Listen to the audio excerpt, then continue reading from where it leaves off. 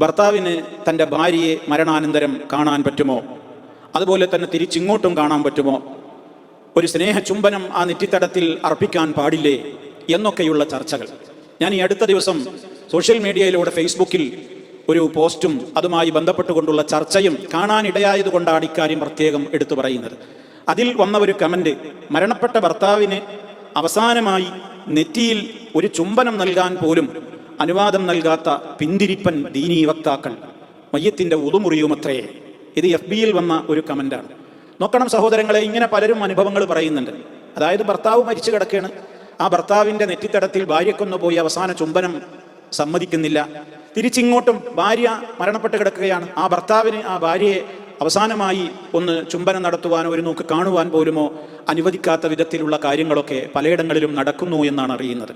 ഉളൂമുറിയും എന്ന കാരണം പറയുന്നവരും, അതുപോലെ തന്നെ മരണത്തോടുകൂടി വിവാഹമോചനം നടന്നിരിക്കുന്നു അഥവാ അന്യ സ്ത്രീയായിരിക്കുന്നു, അതുകൊണ്ട് കാണാനും പാടില്ല എന്നൊക്കെ പല കാരണങ്ങളാണ് അതിനൊക്കെ പലരും നിരത്തുന്നത്. പല മരണ വീടുകളിലും ഈ സംഭവം നടക്കുന്നുമുണ്ട്. ഭാര്യയുടെ ജനാസ അവസാനമായി മയ്യത്ത് അതിൻ്റെ പരിപൂർണമായ നിലക്ക് കഫൻ ചെയ്യുന്നതിൻ്റെ മുമ്പ് എല്ലാവരും കാണാൻ വേണ്ടി തിരക്ക് കൂട്ടുന്നത് കാണാം. ആ അവസരത്തിൽ പോലും ഭർത്താവ് അവിടേക്ക് കയറി വന്ന് ഞാനൊന്ന് കണ്ടോട്ടെ എന്ന് ചോദിക്കുമ്പോൾ തടയുന്ന അനുഭവങ്ങൾ പലപ്പോഴും പല വീടുകളിലും ഉണ്ടാകുന്നുണ്ട്, തിരിച്ചും സംഭവിക്കുന്നുണ്ട്. അതുകൊണ്ട് സഹോദരങ്ങളെ, നമ്മൾ ഈ വിഷയത്തിൽ മനസ്സിലാക്കണം, ഇസ്ലാമിനെ ഇതിൻ്റെ പേരിൽ ആരും വിമർശിക്കരുത്. ദീനിൽ അങ്ങനെ ഒരു പ്രത്യേകമായ നിയമമില്ല. എത്രത്തോളം ഒരു ഭാര്യയ്ക്ക് ഭർത്താവിനെയും ഭർത്താവിന് ഭാര്യയും അവർ മരണപ്പെട്ട് കഴിഞ്ഞാൽ ജനാസ കുളിപ്പിക്കാൻ വരെ ഇസ്ലാമിൽ അനുവാദമുണ്ട്. ഇത് വെറുതെ പറയുന്നതല്ല. നോക്കൂ നിങ്ങൾ, മഹാനായ നബി സല്ലല്ലാഹു അലൈഹി വസല്ലം ഭർത്താവിന് ഭാര്യയെ കുളിപ്പിക്കാം എന്നുള്ളതിന് നമ്മുടെ നേതാവായ നബി സല്ലല്ലാഹു അലൈഹി വസല്ലമിന്റെ തന്നെ വാക്യങ്ങൾ നിങ്ങൾ നോക്കൂ. ഒരിക്കൽ നബി സല്ലല്ലാഹു അലൈഹി വസല്ലമ ബഖീഇൽ ഒരു ജനാസയിൽ പങ്കെടുത്ത് കഴിഞ്ഞ് വീട്ടിലേക്ക് വരുമ്പോൾ അള്ളാഹുവിന്റെ റസൂലിന് നല്ല തലവേദനയുണ്ട്. വീട്ടിലെത്തിയപ്പോൾ മഹദിയായ ആയിഷ റളിയല്ലാഹു തആല അൻഹയും പറയുന്നുണ്ട്, എൻ്റെ തല എന്ന് പറഞ്ഞവർ തലവേദനയെക്കുറിച്ച് അവർക്കും വന്ന തലവേദനയുണ്ട്. അപ്പോൾ അള്ളാഹുവിൻ്റെ റസൂൽ സല്ലല്ലാഹു അലൈഹി വസല്ലമ പറഞ്ഞു, അവിടെ വെച്ച് ആയിഷ, നീ എങ്ങാനും മരണപ്പെടുകയാണെങ്കിൽ നിന്റെ ജനാസ നിന്നെ ഞാൻ കുളിപ്പിച്ച്, ഞാൻ കഫൻ ചെയ്ത്, ഞാൻ നിനക്ക് വേണ്ടി നമസ്കരിച്ച് ഞാൻ നിന്നെ ഖബറടക്കും എന്ന് നബി സല്ലല്ലാഹു അലൈഹി വസല്ലം പറഞ്ഞതായി ഒരു പ്രത്യേക സന്ദർഭത്തിൽ വന്നിട്ടുള്ള ഒരു സംഭവമാണത്. അപ്പോൾ നോക്കൂ നിങ്ങൾ, അവിടെ നബി സല്ലല്ലാഹു അലൈഹി വസല്ലം പറയുന്നത് എന്താണ്?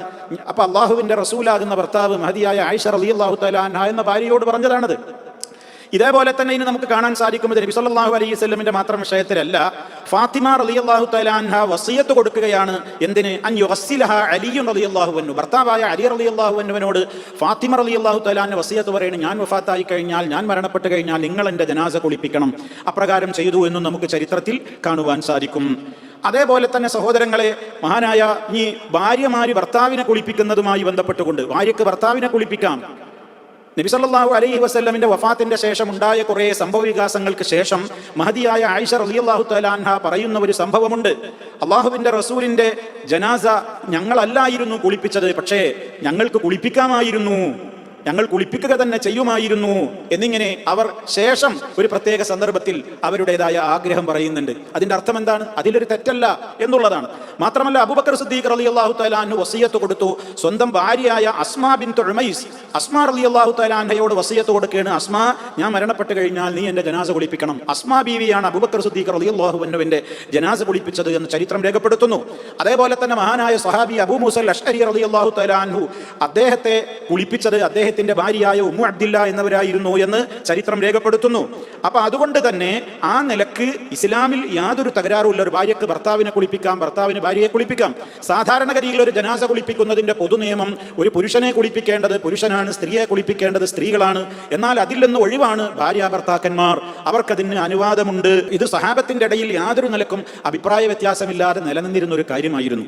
എന്നിട്ടാണ് പിന്നെ കുളിപ്പിക്കുന്ന കാര്യം വരെ ഇസ്ലാം ഇങ്ങനെ അനുവാദം കൊടുക്കുമ്പോൾ ജനാസ കാണാൻ പറ്റുമോ, പിന്നെ തൊടാൻ പറ്റുമോ എന്നൊക്കെയുള്ള ചർച്ചകൾ നമുക്ക് കാണുവാൻ സാധിക്കുന്നത്. അതുകൊണ്ട് തന്നെ സഹോദരങ്ങളെ, അത്തരത്തിലുള്ള കാര്യങ്ങളൊക്കെ ഇതൊക്കെ ഇസ്ലാമിൻ്റെ എന്തോ ഒരു ക്രൂരമായ, എന്തോ ഒരു മനുഷ്യത്വമില്ലാത്ത, ഒന്ന് മരിച്ചു കിടക്കുന്ന, ഞാൻ പറഞ്ഞില്ലേ, ഞാൻ ആ കണ്ട വാചകം വല്ലാതെ മനസ്സിൽ തട്ടിയത് കൊണ്ടാണ് ഞാനിത് സൂചിപ്പിക്കുന്നത്. മരണപ്പെട്ട ഭർത്താവിന് അവസാനമായി നെറ്റിയിൽ ഒരു ചുംബനം നൽകാൻ പോലും അനുവാദം നൽകാത്ത പിന്തിരിപ്പൻ ദീനീ വക്താക്കൾ എന്നാണ്. അപ്പൊ ദീനീ വക്താക്കൾ എന്നറിയപ്പെടുന്നവരാണ് ഇതിലിങ്ങനെ ഇടപെട്ടിട്ട് തടയുന്നത് എന്നാണല്ലോ ആ പോസ്റ്റിന്റെ ചുരുക്കം. നോക്കൂ നിങ്ങൾ, അപ്പൊ അങ്ങനത്തെ ആരെങ്കിലും അത് തടയുന്നുണ്ടെങ്കിൽ അത് അവർക്ക് ദീനിനെ കുറിച്ച് കൃത്യമായ കാഴ്ചപ്പാട് കാഴ്ചപ്പാടില്ലാത്തത് കൊണ്ടാണ് എന്ന് മനസ്സിലാക്കുകയല്ലാതെ ഈ വിശുദ്ധമായ ഇസ്ലാമിൻ്റെ നിയമത്തെ ആരും തെറ്റിദ്ധരിക്കരുത് എന്നാണ് ഓർമ്മപ്പെടുത്തുവാനുള്ളത്. അപ്പോൾ കുളിപ്പിക്കുന്നതിന് തെറ്റില്ല എന്ന് മനസ്സിലായി. പിന്നെ ഓരോരുത്തരുടെ ധൈര്യമാണ്. ഒരു ഭാര്യയ്ക്ക് ഭർത്താവിനെ കുളിപ്പിക്കാൻ പറ്റുമോ, ഭർത്താവിന് ഭാര്യയെ കുളിപ്പിക്കാൻ പറ്റുമോ, ഇനിയിപ്പോൾ ഒരു ആണിനെ തന്നെ കുളിപ്പിക്കാൻ പറ്റുമോ, അതൊക്കെ ഓരോരുത്തർക്കും അതിനെ സംബന്ധിച്ചുള്ള അറിവ് വേണം. മാത്രമല്ല, അറിവുണ്ടായിട്ടും കാര്യമില്ല, പരിചയം വേണം. പരിചയമുണ്ടായിട്ടും കാര്യമില്ല, അതിനൊരു ധൈര്യം ആ നിലക്ക് സംഭരിക്കേണ്ടതുണ്ട്. അതൊക്കെ ഉണ്ടെങ്കിൽ ഇതൊക്കെ ചെയ്യുന്നതിന് യാതൊരു വിരോധവുമില്ല എന്നുകൂടി നമ്മൾ മനസ്സിലാക്കുക. അല്ലാഹു സുബ്ഹാനഹു വ തആല നേരറിയാനും ആ നേരിൻ്റെ മാർഗത്തിൽ മുന്നോട്ട് പോകുവാനുമുള്ള തൗഫീഖ് നമുക്കെല്ലാവർക്കും നൽകി നമ്മെ എല്ലാവരെയും അനുഗ്രഹിക്കുമാറാകട്ടെ. നല്ല ഒരു അന്ത്യം, നല്ല നിലക്കുള്ള ഒരു മരണം റബ്ബ് സുബ്ഹാനഹു വ തആല നമുക്കെല്ലാവർക്കും വിധിക്കുമാറാകട്ടെ.